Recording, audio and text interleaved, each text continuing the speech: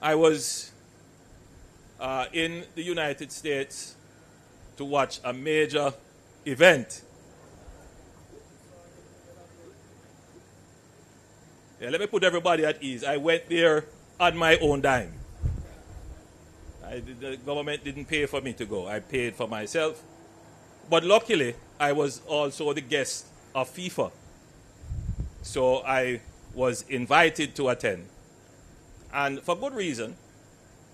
You may know that Jamaica is part of a bid to host the Women's World Cup in 2031.